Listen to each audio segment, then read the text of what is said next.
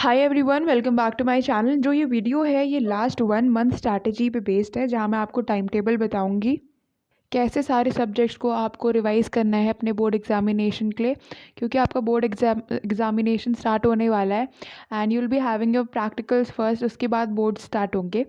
तो ये मार्च से लेकर अप्रैल यानी 1 मंथ की मैं आपको स्ट्रैटेजी बताऊंगी। आप 1 मार्च से स्टार्ट कर सकते हैं। तो देखते हैं, यहाँ पर मैंने यहाँ पर एक 3+2+2+3+1 ये मैंने सेटअप कर रखा है। इसका मीनिंग क्या है अभी आप समझेंगे। देखिए, ये 11 to 12 आवर्स ऑफ स्टडिंग है। इसमें आपको बिल्कुल स्टडी अच्छे से करना है, बीच बीच में ब्रेक्स भी होंगे। बट अब तो देखो, कम ही टाइम बचा है बोर्ड्स के लिए, तो अगर आप अभी भी करेंगे start then also you can aim for above 90। और अगर जो पहले से ही मतलब इतना पढ़ते हैं उनके 95 आने के पूरे पूरे चांसेस हैं। तो यहाँ देखिए मैंने कैसे डिस्ट्रीब्यूट करा है इस टाइम इंटरवल को। मैंने कोई टाइम स्टैम्प्स नहीं लगाए हैं like 8:30 to 9:30 you will be studying this subject, और ये ऐसा कुछ टाइम टेबल नहीं है, क्योंकि यहाँ पर ऐसा नहीं चलेगा, आप कभी फॉलो ही नहीं कर पाते अगर आप ऐसे टाइम टेबल बनाते हैं। अब यहाँ पर बात आती है 3 आवर्स की। जो ये फर्स्ट 3 आवर्स है, I think you should devote it to maths. Mathematics में प्रैक्टिस बहुत चाहिए। अब ये 3 आवर्स भी मैंने डिवाइड कर दिए हैं 2 आवर और 1 आवर में। अब ये जो 2 आवर्स हैं ये आप रिवाइज करेंगे अपने चैप्टर्स। अगर किसी में आपको डाउट है, और जो बच्चे तो 100 लाना चाहते हैं मैथ्स में, उनको तो सारे चैप्टर्स क्लियर होने चाहिए। So they should also pay attention to the chapters जो उनको अच्छे से नहीं आते हैं। अब ये 1 आवर जो बचा है वो प्रीवियस ईयर क्वेश्चन के लिए है। प्रीवियस ईयर क्वेश्चन जो कि बोर्ड्स के हैं, क्योंकि काफ़ी रिपीट होते हैं और सेम पैटर्न आता है, और सिलेबस भी बहुत रिड्यूस हो गया है। तो सिलेबस के अकॉर्डिंग चलिए, थोड़ा थोड़ा वेगली डिस्क्राइब भी है कि तुम आपको पता नहीं चल रहा होगा कि कौन सा पार्ट कट है कौन सा क्या है, but try to do whatever is in the syllabus. अब बात आती है नेक्स्ट 2 आवर्स जो है। हाँ, इससे पहले आप ब्रेक ले लेंगे 10 to 20 मिनट्स का। इस 10 to 20 मिनट्स में अगर मैं आपको बताऊँ तो आप न्यूज़पेपर पढ़ सकते हैं। मैं क्यों बोल रही हूँ न्यूज़पेपर? अब आप बोलेंगे ब्रेक क्या बात हुई इसमें?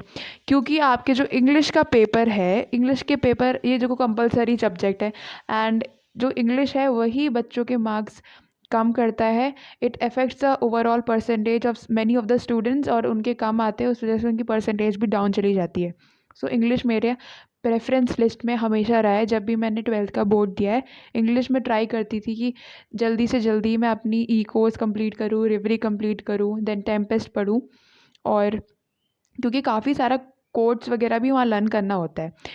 तो 1 आवर आप क्या कर सकते हैं, आप डिवोट 20 मिनट्स आप न्यूज़पेपर पढ़ सकते हैं। और उसमें आपको प्रीपोजिशंस, वर्ब्स, जैसे कि काफ़ी बच्चों को नहीं आता है पैसेज में कैसे हम वर्ब्स फिल करें, जो आता है ना वर्ब वाला पैसेज आता है, and prepositions, transformation of sentences, ये सारा कैसे हो। तो वहाँ से अगर आप पढ़ते रहेंगे, या तो स्टोरी बुक पढ़ लीजिए इन 20 मिनट में, वो भी काफ़ी हेल्पफुल होता है। Next is 2 hours. ये 2 आवर्स आप डिवोट करेंगे या तो फिजिक्स को या तो केमिस्ट्री को। अब आप कौन सा चूज़ करें? देखिए, मैं आपको बता रही हूँ, अगर आप अभी समझ रहे हैं। देखिए, 4 सब्जेक्ट्स आपके जो होते हैं वो काउंट होते हैं, मतलब टॉप 4 आपकी परसेंटेज निकाली जाती है, ओवरऑल परसेंटेज। और ये जो टॉप 4 ओवरऑल आपकी परसेंटेज होती है, जहाँ पर भी आप यूनिवर्सिटी में अप्लाई करेंगे, वो टॉप 4 परसेंटेज ही कैलकुलेट करते हैं। और आप सोच रहे होंगे यूनिवर्सिटीज़ में अब तो एंट्रेंस बेस्ड है, बट ऐसा नहीं है। थोड़ा बहुत आपकी परसेंटेज भी मैटर करेगी उसमें।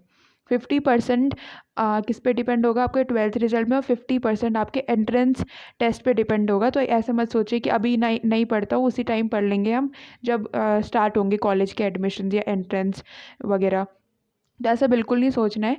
ये जो 12th के मार्क्स हैं दे मैटर अ लॉट, एंड ऐसा नहीं है कि जो अच्छे ला रहे हैं 12th में उनका बाद में कुछ नहीं हो रहा है, ऐसा कुछ भी नहीं है। एक तरीके से अगर आप अच्छे मार्क्स ला रहे हैं पहले से ही, तो आपको कॉन्फिडेंस भी तो आएगा कि आप एक अच्छा सक्सेसफुल एम चूज़ करें। तो इसलिए हमेशा से अच्छे बने रखिए। और अगर आप पहले से मेहनत करेंगे तो बाद में आपको उतना प्रॉब्लम नहीं आएंगी, आपको इतनी प्रॉब्लम्स फेस नहीं करनी पड़ेगी। तो ये सब आपको लेके चलना है। अब ये टॉप 4 आपका सब्जेक्ट्स अकाउंट होता है आपकी ओवरऑल परसेंटेज में, उसमें आपको पता है कि इंग्लिश तो आना ही आना है। दूसरा मैथ्स ले लेती हूँ मैं। और तीसरा आपका ऑप्शनल सब्जेक्ट हो गया, या तो कंप्यूटर्स लिया होगा, हिंदी लिया होगा, आर्ट, साइकोलॉजी, और भी बहुत सारे सब्जेक्ट्स होते हैं। तो जो भी आपने लिया है तो वो तो पक्का आता है, क्योंकि वो बहुत स्कोरिंग होता है। एंड जो लास्ट बचा है फिज़िक्स या केमिस्ट्री में से, आप किसी एक को चूज़ कर लीजिए। सपोज़ मैंने फ़िज़िक्स ले लिया, जैसे मुझे ज़्यादा फ़िज़िक्स पसंद थी केमिस्ट्री से, तो इस तरीके से आप देखेंगे कि आपको इन 4 सब्जेक्ट्स में सबसे ज़्यादा कॉन्सेंट्रेट करना है। और थोड़ा-सा जैसे यहाँ पर केमिस्ट्री छूट गया है, तो केमिस्ट्री थोड़ा कम पढ़ना है क्योंकि अभी लास्ट मंथ है और आपको टॉप 4% इंक्रीज़ करने हैं कि आपको स्ट्रैटेजी करनी है या आपको स्मार्ट स्टडी करना है। अब क्या करते हैं कुछ बच्चे, उनने अच्छे से ये 4 सब्जेक्ट्स कर लिए और लास्ट 2 मंथ्स वो ना केमिस्ट्री पढ़ते रहेंगे, ठीक है? अब ये भूल गए तो परसेंटेज वही कम हो गई, क्योंकि टॉप 5 तो नहीं देखते ना, टॉप 4 ही देखते हैं और इंग्लिश तो आनी ही आनी। तो इसलिए थोड़ा स्ट्रैटेजी बनाए रखो और स्मार्टली स्टडी करो, वरना तो फिर फ़ायदा नहीं है। अब देखिए, ये फिज़िक्स या केमिस्ट्री जो भी आपको पढ़ना है। नेक्स्ट आप 10 मिनट का ब्रेक ले सकते हैं, उसमें आप कुछ भी खा सकते हैं। You can have your breakfast, lunch वगैरह जो भी, और स्नैक्स। और मैं ये कहूँगी, जब भी आप स्टडी करते हैं you should have something on your table like for eating. It may be snacks और नट्स वगैरह आप खा सकते हैं, ताकि आपका जो माइंड है वो बूस्ट रहे और फ्रेश रहे and you get energy every time while you are studying, क्योंकि एनर्जी बहुत ज़रूरी है बॉडी के लिए। अब देखिए, ये तो अब जो 2 आवर है ये इंग्लिश को मैं दे रही हूँ। इंग्लिश आप हर रोज़ 2 आवर्स पढ़ना, वरना आप रिजल्ट्स देख लेंगे, बहुत बकवास आएंगे फिर इंग्लिश के। इसलिए 2 आवर्स आप इंग्लिश को दे दीजिए। और इसमें आप क्या करिए, हाफ़ एन आवर आप एक पोएम पढ़ लीजिए और half an hour echoes, stories, ठीक है? और आपको पता ही चल जाता है कि इंग्लिश में कौन सी स्टोरीज़ आनी, क्योंकि जो स्टोरीज़ पहले आ रखी हैं प्रीवियस ईयर्स में वो नहीं आती हैं, तो आप उसको थोड़ा कट कर सकते हैं। पर ऐसा कुछ नहीं है, कोई भरोसा नहीं है बोर्ड का। आप सारी स्टोरीज़ पढ़ लीजिए, सारे पोएम्स पढ़ लीजिए, पर उसमें ज़्यादा फोकस करिए जो अभी तक बोर्ड में नहीं आई हैं। अब बात करते हैं हम लैंग्वेज की। यहाँ पर भी आप 1 आवर आप लैंग्वेज को दे सकते हैं। 1 आवर लैंग्वेज, देखो 2 आवर्स को मैंने हाफ फिर 1 आवर में डिवाइड कर दिया। इस तरीके से डिवाइड करना चाहिए। 1 आवर में आप लैंग्वेज में क्या करेंगे, देखिए आपकी जो इंग्लिश लैंग्वेज की बुक है, टोटल इंग्लिश बुक, या जो भी आपको स्कूल ने प्रोवाइड कर रखी है, उसकी आप एक्सरसाइजेस करिए। एक्सरसाइजेज जैसे कि वहाँ पर transformation of sentences, then prepositions और ये सब। और आप कॉम्प्रीहेंशन एंड कॉम्पोजिशन भी प्रैक्टिस कर सकते हैं। एंड अगर एक्सरसाइजेस के आंसर ना हो जो आप क्वेश्चंस कर रहे हैं, you can go to your school. अगर स्कूल्स आपके खुले नहीं है तो आप टीचर्स को ऑनलाइन भी पूछ सकते हैं the answers of the questions. और maybe you can buy a guide, जो फ्रैंक ISC की इंग्लिश लैंग्वेज की गाइड है, वो बेस्ट है। उसमें सॉल्व सैम्पल पेपर्स हैं और बहुत सारे फीचर्स हैं। लिंक डिस्क्रिप्शन में ही है अगर आपको बाय करना है। ये 2 आवर्स जब यूटिलाइज़ हो जाएंगे, फिर से आप 5 मिनट्स का ब्रेक ले सकते हैं। एंड अगर आपको स्पोर्ट्स वगैरह या कुछ भी पसंद है तो आप थोड़ा सा इन्जॉय कर सकते हैं। देन आता है 3 आवर्स का, मैं 3 आवर्स फिर से कर रही हूँ फिज़िक्स या केमिस्ट्री, कोई भी सब्जेक्ट के लिए। इस पे क्या करेंगे, आप इनके 10 ईयर्स कर लेंगे। 10 ईयर्स यानी आप कोई भी ईयर ले लीजिए, क्योंकि एक दिन में तो 10 ईयर्स सारे हो नहीं जाएंगे कंप्लीट। तो 1 ईयर पेपर, मतलब जैसे कि 2012 या 2013 कोई एक पेपर सॉल्व कर लीजिए पूरा। देन आता है आपका ये नेक्स्ट 1 आवर आप डिवोट करेंगे अपने कंप्यूटर को, हिंदी को, art, whatever you have as the optional subject. मैं इसको ऑप्शनली बोलती हूँ, या आप इलेक्टिव जो भी बोलते हैं। तो इसको आप 1 आवर आप उसको पढ़ सकते हैं। एंड इन सब्जेक्ट्स में तो फुली आते हैं मोस्टली, तो इसमें मतलब अच्छे से करना। लाइक कंप्यूटर में तो प्रैक्टिकल्स भी होते हैं, प्रैक्टिकल्स में बोलते हैं कि फुल मार्क्स मिलते हैं, पर ऐसा कुछ नहीं है। अगर आउटपुट नहीं आता है तो फिर भी आपके 1 या 2 मार्क्स डिडक्ट हो सकते हैं। So try to score well in the computer paper. और अगर प्रैक्टिकल उतना अच्छे से आता नहीं तो टेंशन लेने की ज़रूरत नहीं है, आप जो प्रीवियस ईयर के प्रैक्टिकल क्वेश्चन है उसको सॉल्व कर सकते हैं।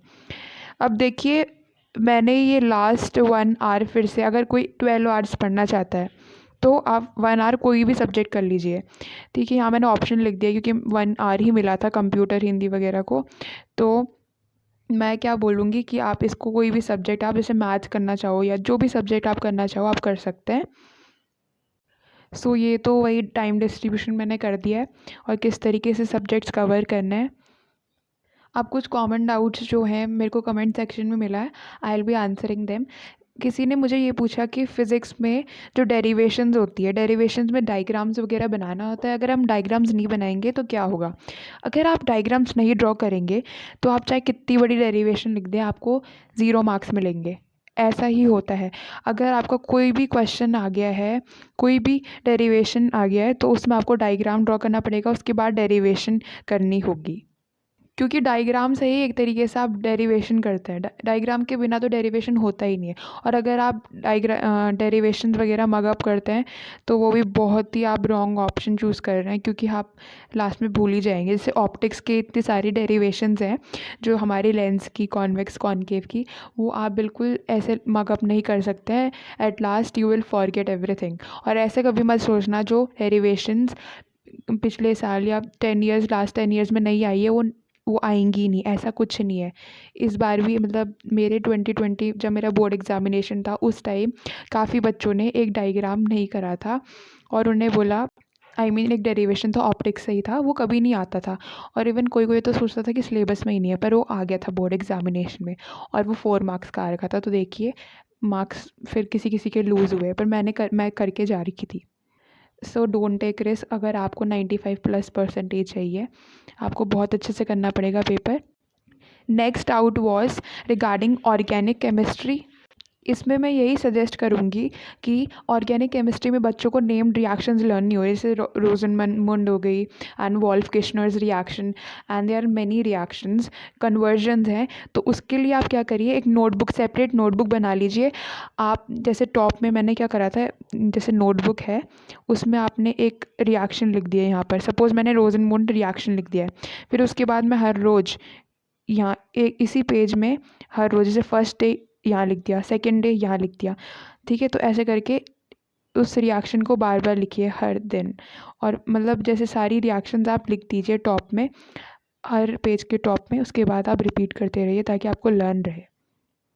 और थर्ड एक क्वेरी थी कि ग्रामर पार्ट कैसे इम्प्रूव करना है। ग्रामर पार्ट इम्प्रूव करने के लिए आपको बहुत प्रैक्टिस की ज़रूरत है। और ऐसा नहीं है, अगर बच्चे काफ़ी 25 to 26 सैम्पल पेपर्स प्रैक्टिस कर लेंगे इन ट्रांसफॉर्मेशन ऑफ सेंटेंस वगैरह के, और उनको रिपीट भी कर लेंगे, तब भी आपको बहुत अच्छा आइडिया आ सकता है कि कौन से प्रिपोजिशन कहाँ सूट होता है, जो सूटेबल वर्ड्स आते हैं आपके, and which transformation of sentences will come. मैंने ऑलरेडी उसमें सेपरेट वीडियो बना दी है, जैसे कि डायरेक्ट इनडायरेक्ट स्पीच आता है, positive, superlative, comparative and hardly, when, ये सारे जो हैं आते ही आते हैं आपके ट्रांसफॉर्मेशन ऑफ सेंटेंस में। So you must know the pattern as well. So I think that was all for the video. Thank you.